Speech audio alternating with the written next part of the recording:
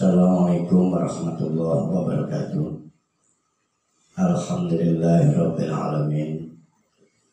Nahmaduhu wa nasta'inuhu wa nastaghfiruh.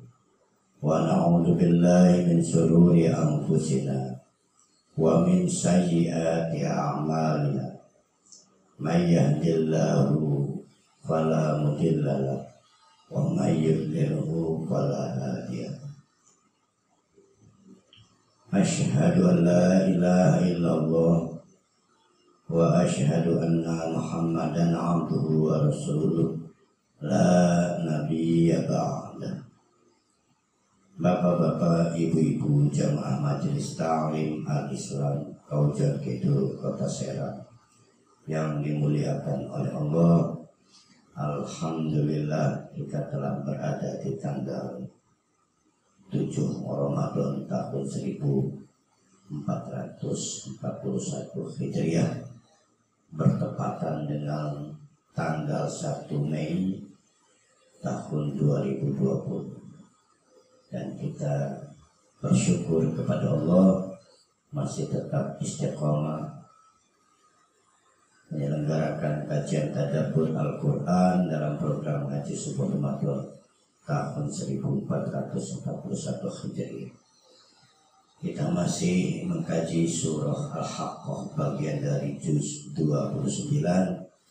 Mari kita sejenak mencoba mengingat kembali apa yang kita kaji kemarin. Yang pertama adalah bahwa begitu banyak kaum yang gagal mengelola kesempatan, baik kesempatan waktu, kesempatan dianugerahkan diutusnya Rasul, juga kesempatan diberikan anugerah kekayaan. Justru kekayaan itulah yang menyebabkan mereka lupa, bahkan membuat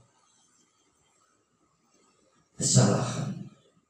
Yang paling fatal kesalahannya adalah menganggap bahwa kemakmuran yang mereka raih, kemakmuran yang mereka capai itu tanda Tuhan itu ridho. Padahal Allah telah mengutus para rasul mengingatkan dan mencoba meluruskan kesalahan mereka, namun mereka tolak. Bahkan yang paling fatal adalah mereka menolak adanya kiamat yang telah diajarkan oleh para rasul mereka. Apa yang terjadi? Semua gagal. Bahkan Allah mempercepat azab mereka, bukan nanti di akhirat, tapi di dunia. Kaum Samud mendustakan Nabi Saleh, maka diazab oleh Allah karena juga mereka mendustakan hari kiamat. Dengan suara yang memaki, maka mereka kemudian menjadi binasa. Begitu juga kaum Ad yang merasa bangga telah mampu membangun kota yang begitu metropolis, banyak bangunan tinggi. Mereka juga menolak Nabi Hud yang diutus oleh Allah untuk meluruskan kesalahpahaman mereka tentang apa yang mereka alami. Pada puncaknya mereka juga menolak hari kiamat. Maka apa yang terjadi? Allah mengazab mereka 7 hari 8 malam. Mereka diazab oleh Allah dengan angin yang sangat dingin dan kencang. Pasir-pasir berterbangan, sehingga lama-kelamaan pasir itu menutup kota yang mereka banggakan. Dan penduduk kaum Samud tidak berdaya. Mereka bagaikan ranting-ranting pohon kurma yang sudah rapuh bergeletakan. Maka para ulama menganggap kaum Samud adalah kaum Ad adalah bangsa Arab yang sudah punah. Begitu juga Fir'aun mendustakan Nabi Musa, mendustakan hari kiamat, maka tenggelam di lautan. Jasadnya disengaja oleh Allah dibiarkan utuh agar menjadi pelajaran bagi kita. Bisa kita temukan di museum Mesir. Itu untuk membuktikan bahwa apa yang disampaikan oleh Nabi Muhammad adalah bukan omong kosong, benar, dan itu adalah wahyu dari Allah.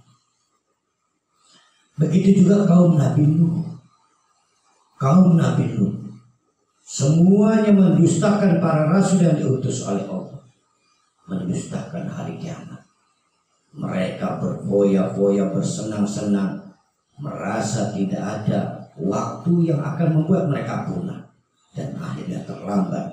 Pada akhirnya terjadilah, nanti akan terjadi hari kiamat. Tapi sebelum itu terjadi, azab telah menimpa kepada mereka. Na'udzubillahi min dzalik, summa na'udzubillahi min dzalik. Yang kedua yang telah kita kaji kemarin juga adalah bagaimana Allah mencoba membantu agar kita menambah keyakinan kita bahwa kiamat itu al-haq, sesuatu yang pasti, dahsyat. Itu gunung dan bumi diadu oleh Allah, menimbulkan suara yang sangat keras dan hancur punah bumi. Dalam ayat yang lain Allah menyatakan bahwa bumi punah dan akan diganti dengan bumi yang baru atau bumi yang lain. Wallahu a'lam bishawab. Maka marilah kita meneruskan kajian kita terhadap surat Al-Haqqah. Setelah bumi dan gunung itu diadu sehingga menimbulkan kepunahan pada bumi itu sendiri, apa yang terjadi? Yang terjadi adalah wal syaqqatis sama fa hiya yawma idin wahiyah. Wal syaqqatis sama, maka langit retak.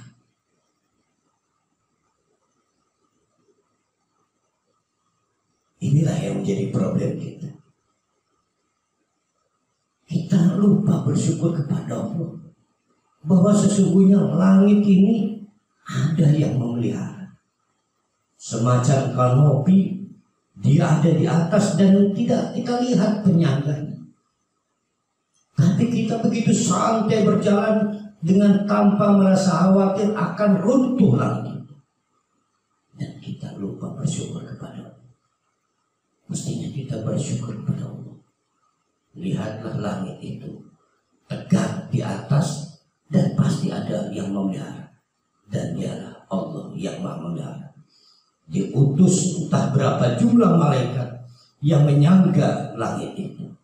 Tapi pada hari kiamat, wal syaqqatis sama, langit itu kemudian retak. Wahiyah yauma idin wahiyah, maka pada hari itu langit itu rapuh. Hari ini kita harus tahu bahwa langit itu begitu perkasa dan kuat, karena nanti kita akan tahu bahwa pada hari kiamat langit menjadi rapuh setelah gunung dan bumi dibenturkan oleh Allah, menimbulkan suara benturan yang sangat dahsyat yang menyebabkan langit menjadi rapuh. Hari ini kita harus tahu bahwa langit itu sangat kuat. Begitu kuat ada di atas. Dia adalah material, sebuah perkakas, sebuah benda. Pernahkah kita membayangkan, ya Allah, melihat mendongak ke atas, punya rasa khawatir, langit pecah jatuh menimpa kita. Tapi nyatanya tidak. Allah memelihara langit itu sehingga tidak membahayakan kita, dan tidak pernah kita bersyukur tentang itu semua. Sekali lagi ketahuilah, pada hari kiamat langit itu wahiyah, akan rapuh. Dan marilah kita lihat hari ini langit itu begitu kokoh, tanpa pernah kita lihat ada tiang penyangga yang menyangga langit tetap berada di atas. Allahu Akbar, Allahu Akbar. Wa syaqqatis sama fahiya yaumidin wahiyah. Wal malaku ala arjaiha, maka para malaikat berada di tepi-tepi langit itu. Setelah langit itu rapuh. Wa yahmilu 'arsya rabbika fawqahum yawma idin samania. Lalu ada 8 malaikat yang di atasnya ada arsy kerajaan Allah. Bapak-bapak, ibu-ibu yang berbahagia, mari kita coba ingat kembali apa yang pernah kita kaji, bahwa sering sekali di dalam Al-Quran menyebut angka 7. Perlu kita ketahui bahwa tidak selalu 7 itu adalah angka sebelum 6, 1 sampai 6, atau angka setelah 8. Tapi 7 itu artinya banyak. Dan dalam ayat ini Allah menyatakan ada 8 malaikat. Bisa jadi artinya adalah begitu banyak, lebih dari 7, lebih banyak lagi malaikat yang di atasnya ada kerajaan arsy Allah. Wallahu a'lam bishawab. Begitu banyak pendapat. Ada yang mengatakan memang para malaikat itulah yang memikul arsy Allah. Ada juga pendapat yang mengatakan ada di atas lebih dari 7 malaikat itu. Begitu banyak malaikat. Bapak-bapak, ibu-ibu yang berbahagia, malaikat itu jauh lebih banyak dari jumlah manusia. Tidak usah bingung-bingung, di kanan kiri kita ada malaikat. Setidaknya satu manusia ada 2 malaikat. Tapi harus kita pahami juga, ada malaikat yang bertugas mengurus oksigen. Malaikat lebih banyak dari jumlah manusia. Maka jangan terlalu bingung untuk memikirkan, membayangkan betapa begitu banyaknya malaikat yang bertugas. Dan malaikat-malaikat yang entah berapa jumlahnya, wallahu a'lam bishawab itu, kemudian bergerombol di pinggiran langit yang sudah mulai rapuh. Ada lebih banyak lagi malaikat yang di atas atau memikul arsy Allah. Wallahu a'lam bishawab. Itu adalah informasi yang harus kita terima. Kita harus meyakini itu ada dan terjadi. Kenapa kita harus yakin? Karena kita tidak tahu. Karena kita tidak tahu, maka jalan keluarnya hanya satu. Kita harus mengimani itu semua, meyakini dengan keimanan kita. Karena kita tahu, maka tidak perlu kita mengimani. Tapi karena tidak tahu, maka kita perlu mengimani itu semua.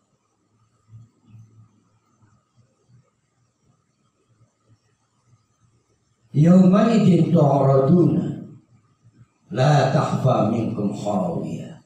Nah, akhirnya Allah menggambarkan bagaimana situasi setelah kita dibangkitkan. Akhirnya pada hari itu diungkaplah, dan tidak ada satupun yang tersembunyi.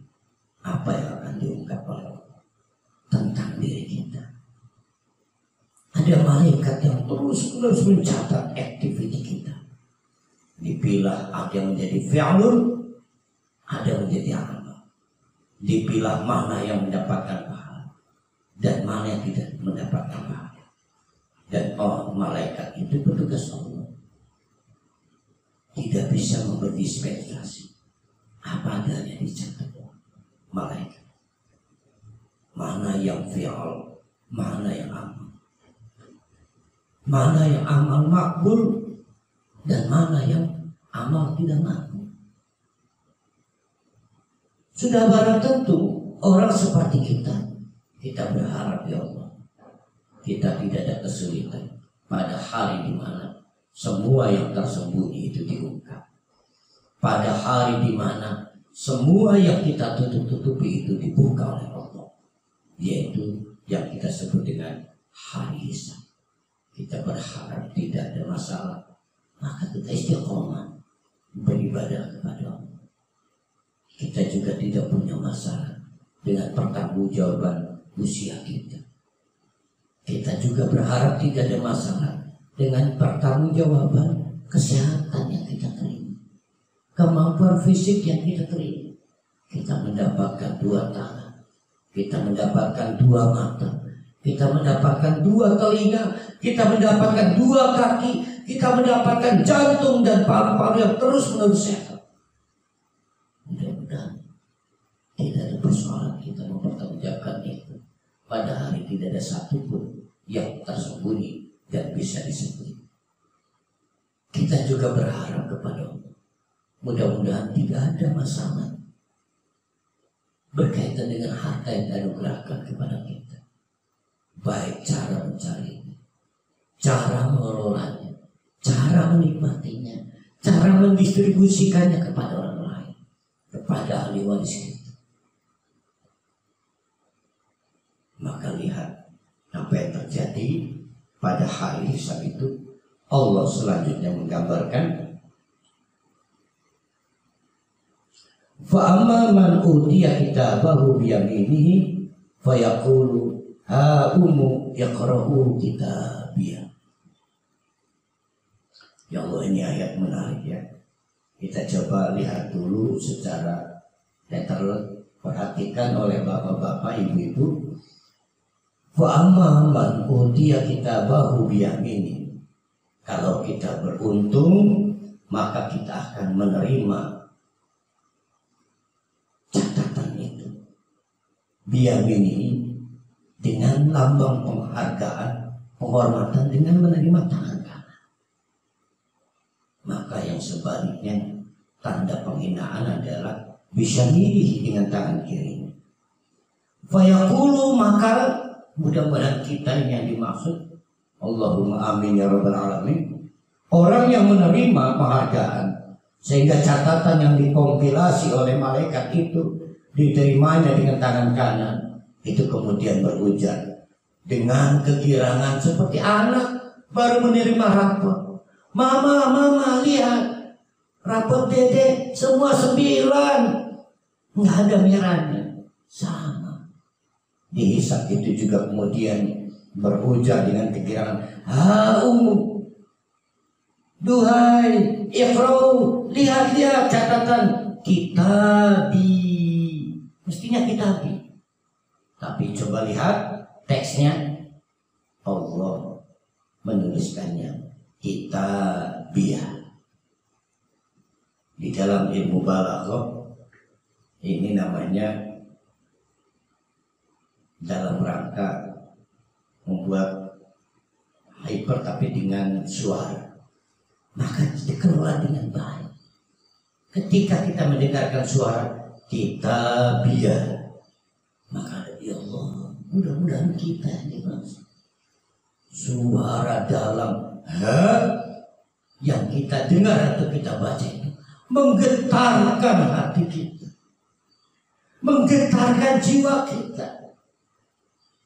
Sambil berharap, ya Allah, mudah-mudahan kita. Itu pentingnya, jangan asal-asalan membaca, sehingga kita resapi ketika kita mendengar, ketika kita baca kitabiyah. Ya Allah, mudah-mudahan kita ini masuk. Kita kegirangan memperlihatkan apa yang kita capai ke mama kita, ke ibu kita, ke orang tua kita, kepada teman kita, sahabat kita, saudara kita. Maka lihat dan buat itu kita pengen gambaran di pada saat hisab itu.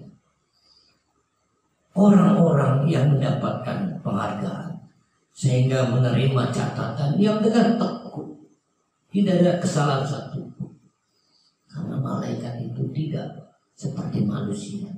Ada hilaf, ada lelehnya, ada lapar sehingga mau makan, ada haus mau minum, ada nafsu sehingga pengen berhubungan seks. Tapi malaikat itu mencatat tanpa kesalahan, dikompilasi, lalu kita menerima dengan kanan. Allahu Akbar, amin ya rabbal alamin. Kita akan berteriak dengan kira. Lihat, iqra'u, lihat, baca. Apa yang terjadi? Bapak-bapak, ibu-ibu yang berbahagia. Inni donatu anni mulaqin hisabiyah. Inni donatu. Ini menarik ya. Inni donatu anni mulaqin hisabiyah. Saya sebelumnya hanya menduga, menduga, di bawah yakin.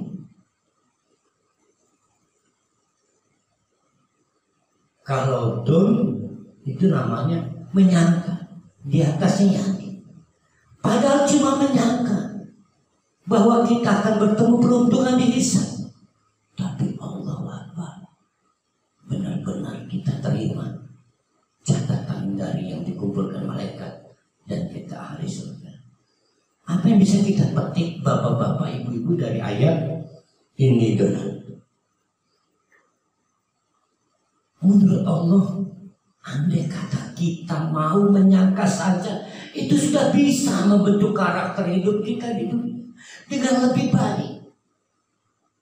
Kalau kita belum mampu yakin, membayangkan bagaimana malaikat, bagaimana kiamat, kita bersulit yakin membayangkan indahnya surga, sulit yakin membayangkan betapa ngerinya neraka. Cukup kita punya punya persangkaan, kira-kira ngeri ya kiamat, kira-kira kata Allah itu sudah cukup, akan membuat kita hidup sesuai dengan apa yang diridhoi oleh Allah. Sholat kita karena kita takut neraka, sholat kita karena kita pengen ke surga, zakat, sedekah, infak kita karena takut neraka, karena pengen surga. Cara kita mengelola dunia, cara kita mencari dan mengelola dunia, cara kita berumah tangga, cara kita bersaudara, cara kita bertetangga, cara kita bermasyarakat, semua karena kita takut pada neraka, juga karena pengen mendapatkan surga. Kalau kita tidak mampu yakin membayangkan surga, membayangkan neraka, membayangkan kiamat, kata Allah, donantu, cukup menyangka saja itu sudah bagus. Allah Akbar. Informasi buat kita bahwa sebetulnya kita sulit meyakini gambaran tentang surga dan neraka, juga kiamat. Sering kita katakan, bapak-bapak, ibu-ibu, kalaulah betul kita ini takut pada neraka, dijamin kita bisa tidur, tidak enak makan, asam lambung naik terus, terpikir dahsyatnya neraka. Tapi nyatanya kita bisa tidur, nyatanya kita enak makan, karena sebetulnya sulit kita meyakinkan tentang neraka dan surga. Kata Allah, berusaha sekedar sampai pada makom menyangka itu sudah bagus. Kita harus terus berusaha membayangkan bahwa semua yang kita miliki di dunia ini akan punah. Yang tersisa adalah amal kebaikan kita yang akan membawa kita ke surga, dan amal keburukan kita yang akan membawa kita ke neraka. Nauzubillah min dzalik, kalau kita sampai harus masuk neraka. Fahuwa fi 'aisyatin radiyah, maka balasannya adalah orang-orang yang mendapatkan catatan yang dikumpulkan para malaikat, semua adalah kebaikan. Itu pasti nanti akan fi 'aisyatin radiyah, dalam lingkungan radiyah, kehidupan wadah radiyah yang kita puas, senang. Fi jannatin 'aliyah, di surga yang aliyah, yang tinggi. Sulit kita membayangkan bagaimana tingginya surga itu, luhurnya surga. Tapi kita harus beriman tentang ayat-ayat ini. Qutufu hadaniya, Allah memberikan informasi tambahan. Qutubuha, buah-buahannya zaniyah, serba mudah dijangkau, serba dekat. Artinya apapun yang kita banggakan di dunia ini itu tidak dekat, tidak mudah. Semua selalu punya hukum sebab akibat. Di surga tidak pakai sebab akibat. Karena musim durian ada durian, itu di dunia. Di surga maunya kita apa, maka terdelivery. Walaupun bukan musimnya, walaupun tidak menanam. Jangan mengira kehidupan dunia ini sudah yang terbaik. Semua ada hukum sebab akibatnya. Bapak-bapak, ibu-ibu mendapatkan mobil setelah menabung, menempati rumah mewah setelah membangun. Itu pun kemudian hati-hati, khawatir rusak, khawatir kotor, khawatir terjadi penyusutan. Ada rasa was-was. Maka Allah melanjutkan di dalam ayat berikutnya. Allah berfirman, kulu, ayo makan, washrabu, minum, hani'an, dengan nyaman. Tidak semua dimakan, tidak semua diminum. Ada yang digunakan, ada yang dinikmati. Kasurnya, tempat tidurnya tentu tidak dimakan, tentu tidak diminum. Berarti kulu washrabu bukan hanya makan dan minum, tapi pergunakan semuanya hani'an, dengan nyaman, tidak ada efek sampingnya. Allahu Akbar. Memang durian enak, tapi nyatanya banyak yang takut makan durian. Memang makan sop daging enak, tapi banyak yang takut makan sop daging. Membayangkan seafood, waduh Allahu Akbar enak, tapi banyak yang takut. Semua dibayang-bayangi ketakutan.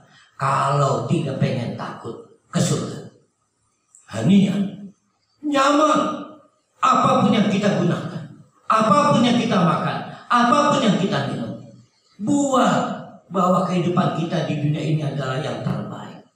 Kalau pengen yang terbaik, terenak, terindah, ternyaman, tanpa efek samping, tanpa hukum sebab akibat, maka capailah surga.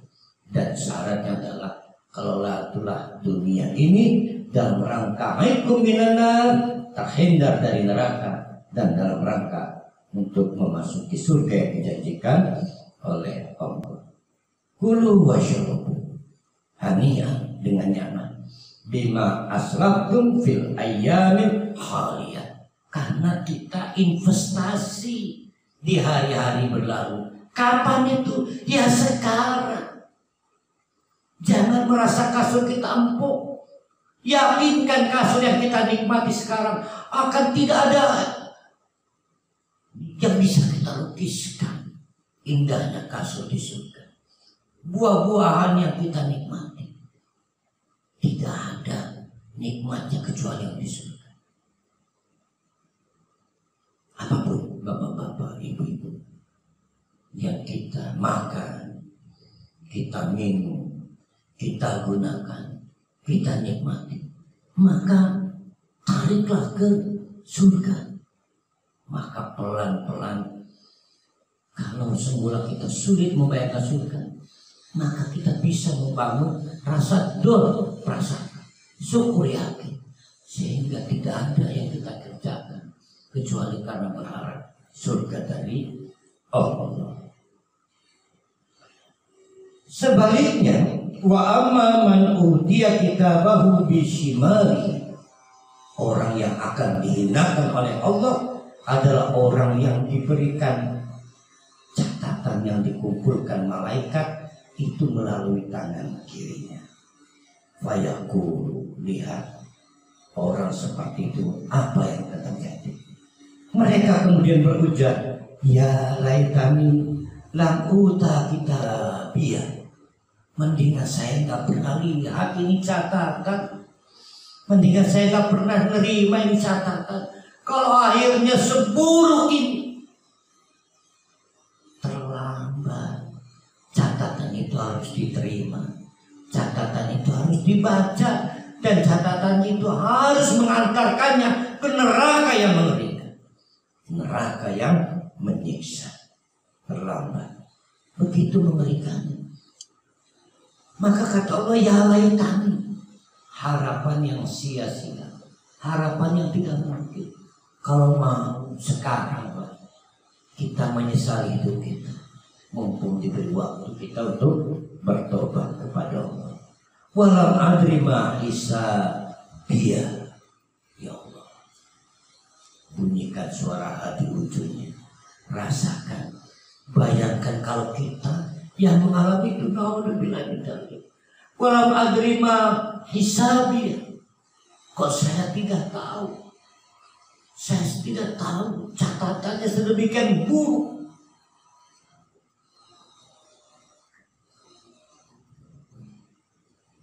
Naudzubillah min dzalik. Summa naudzubillah min dzalik. Bapak-bapak, ibu-ibu yang berbahagia, banyak di antara kita yang lupa bahwa pada akhirnya kita akan mati.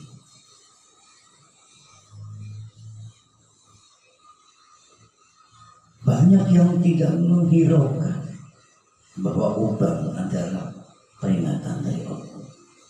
Rambut memutih, kumis memutih, jenggot memutih, atau beberapa bagian dari kulit kita mengeriput, tapi tidak ada yang berubah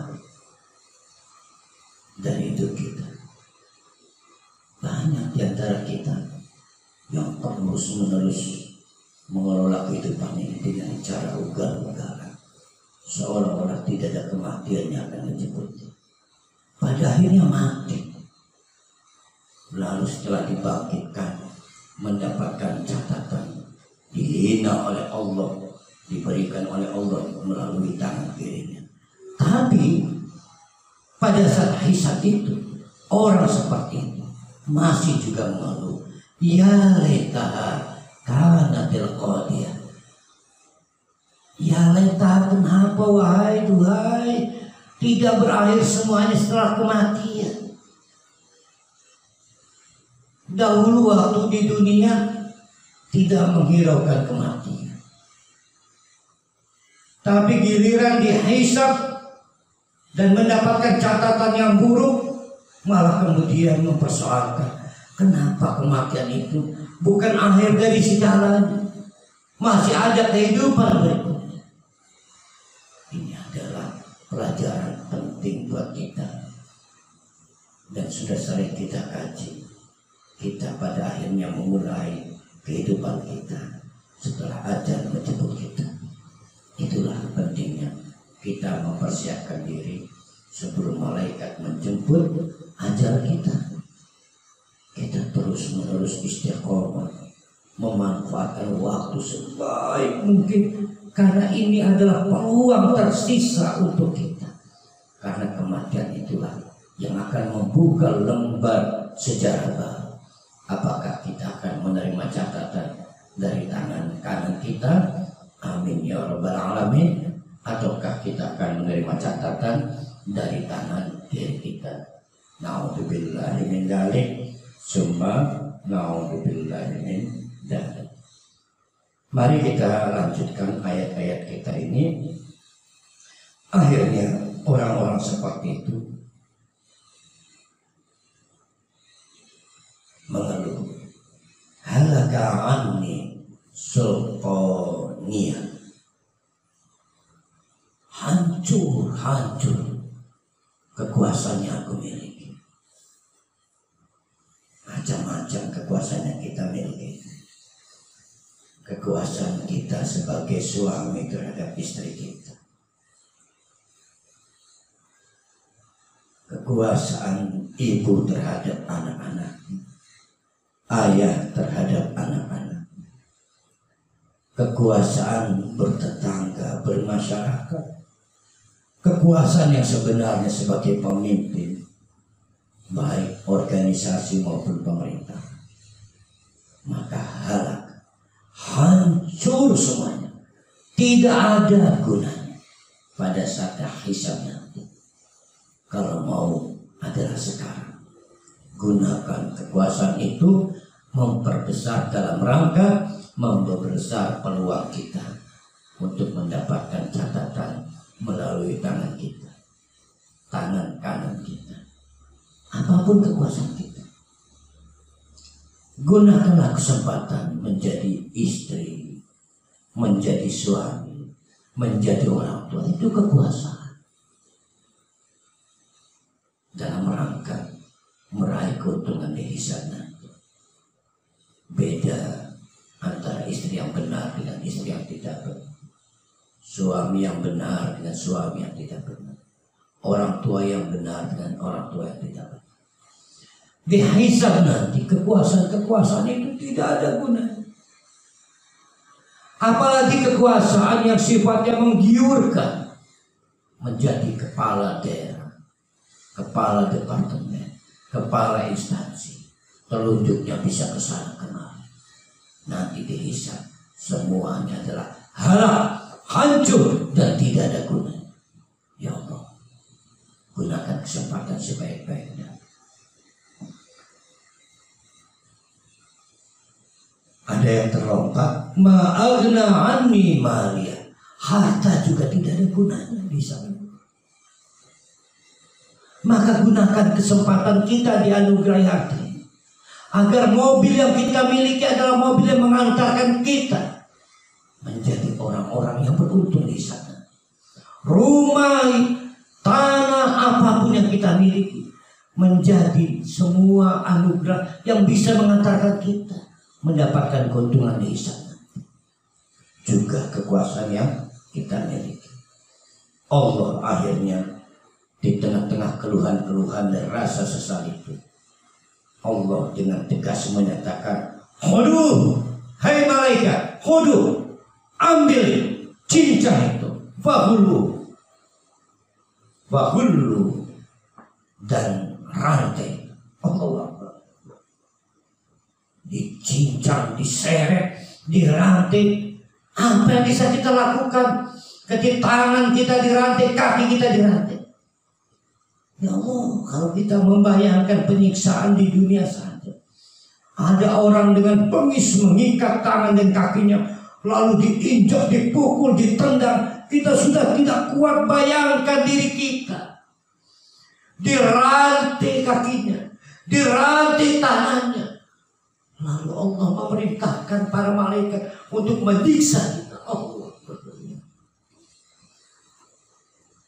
na'udzubillahi min dzalik, summa na'udzubillahi min dzalik, summa jahima sallu. Kemudian memerintahkan kepada malaikat, lemparkan itu ke neraka yang jahim, menyala terus. Apinya tidak pernah surut. Api kita di dunia ada habisnya. Kompor yang kita nyalakan akhirnya mati. Korek yang kita nyalakan mati. Tapi di neraka tidak ada habisnya. Summa fi silsilatin dar'uha sab'una dhira' fasluku. Kemudian masih juga Allah memerintahkan malaikat merantai dengan rantai tambahan yang panjangnya 70 dhira'. Fasluku, maka kita dipancangkan. Boleh jadi kita ingin berlari tapi tidak mampu. Bayangkan di dunia ini kita sekarang ini, kita seorang tua dianiaya oleh banyak orang dan anak kita cuma bisa menonton. Karyawan-karyawan kita cuma bisa menonton. Bawahan-bawahan kita cuma bisa menonton. Dan semua itu dilakukan oleh orang-orang yang menganiaya kita, menyiksa kita di rumah mewah yang kita miliki. Ya Allah, dan itu semua akan kita alami di neraka nanti. Na'udzubillah min dzalik. Mudah-mudahan kita tidak pernah mengalami situasi seburuk itu. maka manfaatkan waktu sebaik mungkin di dunia ini.